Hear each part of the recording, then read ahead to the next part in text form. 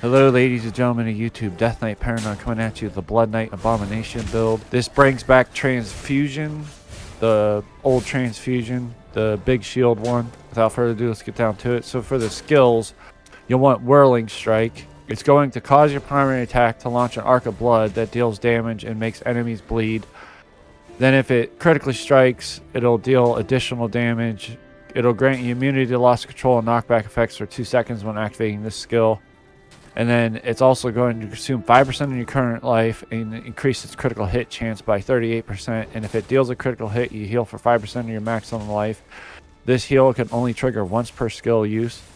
Then we have the big Transfusion shield that's going to proc whenever you get low life, and your life drain will convert into a shield. Then we have Sanguinate, Abomination. Abomination is going to enhance your primary attack. It's going to grant you increased damage and life drain, and then the increased damage and life drains affect growing strength over time, increasing up to a maximum of 40% increased damage and 20% life drain. And then activating Abomination is going to increase your damage by 19% for 3 seconds. It's also going to increase your attack speed the more life you lose, up to a maximum of 57% increased attack speed. And then while Abomination is active, the longer you remain near an enemy, the more damage you deal to them. And then we have Ravage. Okay, so for the way it works, you want to do Sanguinate, activate Whirling Strike, grant yourself immunity to loss control, and then activate Abomination. Now you could do Sanguinate, Whirling Strike, then Transfusion, and then activate Abomination. But I like waiting until Transfusion activates by itself whenever I get low life, because it brings more survivability, and plus you'll have increased shield generation when you're lower life as well. So without further ado, let's get down to the build. Okay, so for the essences, for the shoulder you want Tameless Revelry, for an offhand you want Grimhound, for the pants you want Crushed Pity, and then for another main hand, you want Mangler's Grove. These are all for Abomination. Then for the helmet, you want Precarious Wager, and then Five Finger Spear. These are all for Whirling Strike.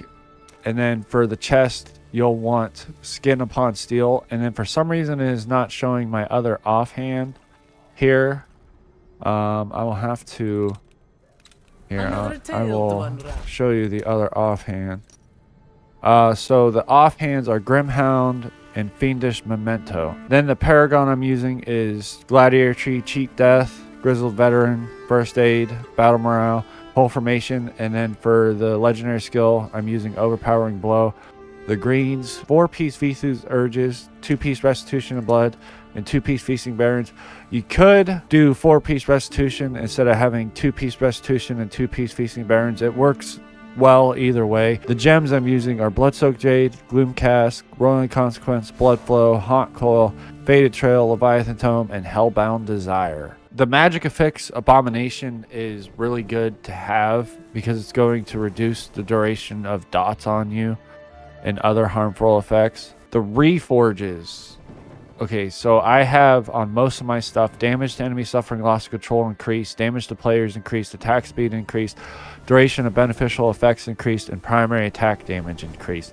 And then I have the Vengeance bonus family attribute. Your primary attacks have a 2% chance to increase all damage you deal by 100% for 2 seconds.